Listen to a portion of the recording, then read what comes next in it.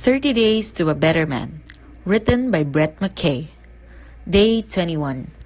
Write your own eulogy. It's something all of us have imagined at one time or another. What would it be like to die and attend our own funeral? Who would be there? How many people would come? Will the woman who spurned our love be devastated and finally realize how great we were? Will someone you thought you were close with be surprisingly composed? And of course, the thing we wonder about most is this. What will people say about me? What will people remember about my life and how I treated them? How will I be eulogized? Today, we're going to take these imagined musings one step farther. We're going to write our own eulogies. It may at first blush sound a little bit morbid, but we all must confront our mortality from time to time. Our society does a bang-up job of hiding death from our view, and many of us live in a state of denial about the fact that we'll one day be pushing up daisies. But we all will. Acknowledging this fact can help us concentrate on living each day with purpose. Even if we live until we're 90, that day will arrive faster than we can imagine. Life is short. Carpe diem. How to write your own eulogy. Of course, you can't come up with your own eulogy without knowing how to write one in general. Many of us probably don't have much or any experience in eulogy writing. So let's go over some basic guidelines. There are several different formats a eulogy can take. Were we writing a real eulogy, you would want to take some time to come up with memories and humorous stories to weave into your speech. But for our purposes today, we're going to keep our DIY eulogy simple and straightforward. The easiest kind of eulogy to write is a chronological eulogy. Basically, you start from the beginning of the person's life and give a rundown of where they lived, their education, marriage, family, kids, career, accomplishments, and so on. Here's how to get started. Step 1. Write an outline. Sit down and imagine that you lived until you were 90 and then passed away. Now picture what you did during your 9 decades of life. Where you lived, who you loved, how you acted. This is your life as you hope to have lived it.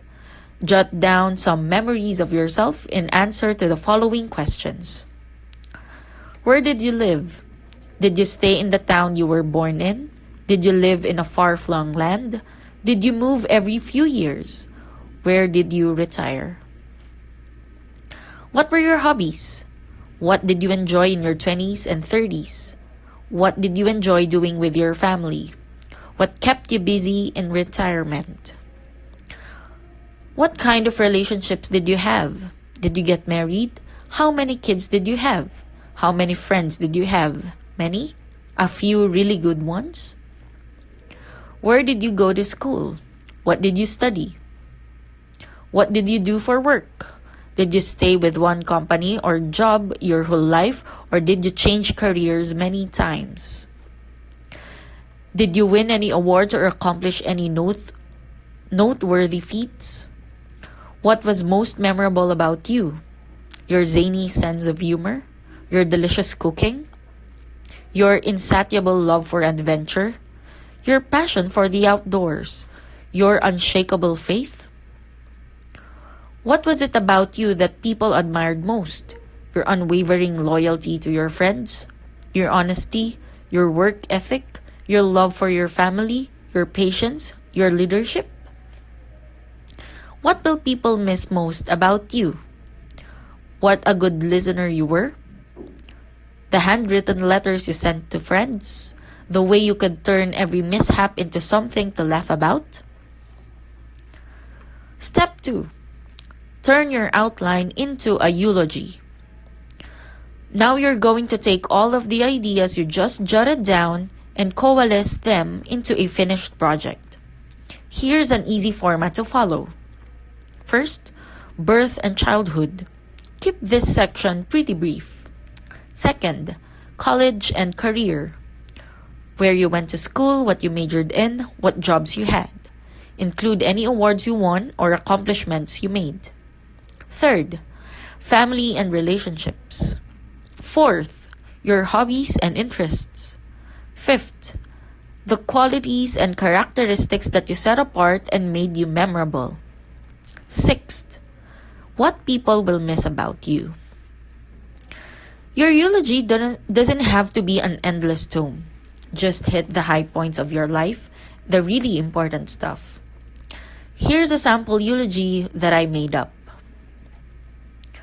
Carl Johnson was a true New Yorker. He was born in the city in 1978 and he never truly left. Although he traveled the world extensively and lived at times in other places, he always came home to the Big Apple. He said the city was truly in his blood, and there was never any doubt about where he would retire. Carl grew up in the Bronx and showed his propensity for adventure early on when he snuck out of the house and rode the subway all over the city at the tender age of 8. Carl's parents were terrified.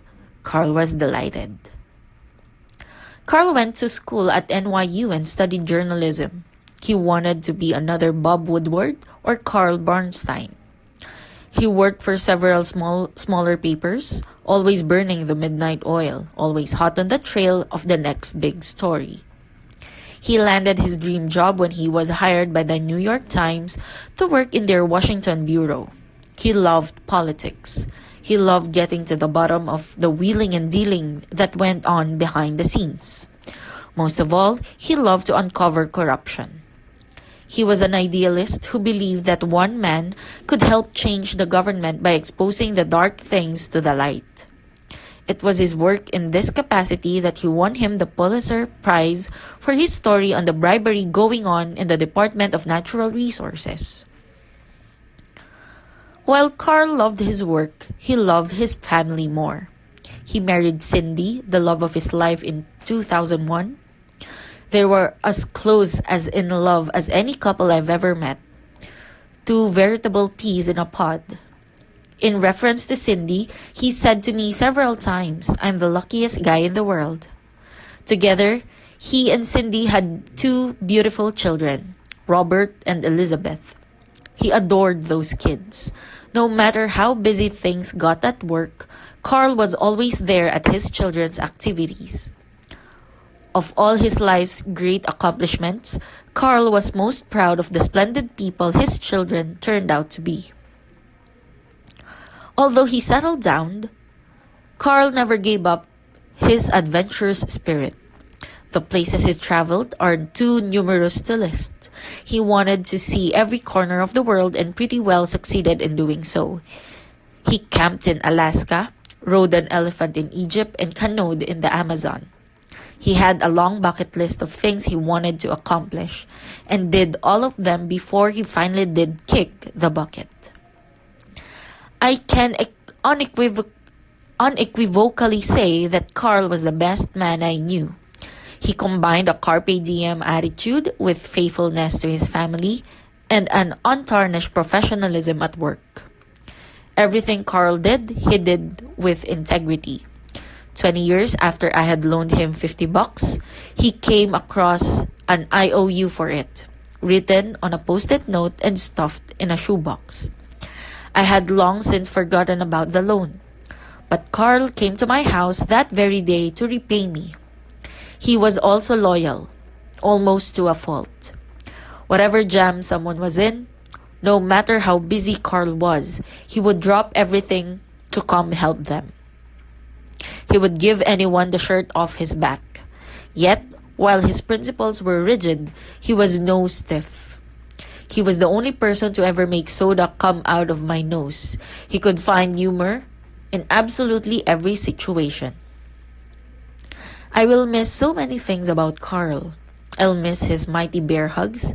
He was not a man ashamed of hugging. I'll miss the blueberry pancakes he made me whenever I came to visit. I'll miss his unflagging optimism. There was no such thing as a bad day for Carl, just challenges that had to be faced and overcome. I'll miss the great book recommendations he gave me. He always seemed to know just what I would love. I'll miss the sight of him roaring up on his motorcycle, smiling his ever boyish grin. Most of all, I'll miss how full of life he was. Whenever I was with him, I somehow felt more alive. Now that he's gone, I can't feel that firsthand anymore. And yet, his legacy continues to spur me to seize the day. Today's task, write your eulogy.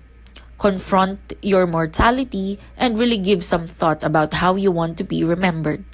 You don't have to follow the guidelines or example given here. Be as creative as you want. 30 Days to a Better Man, written by Brett McKay.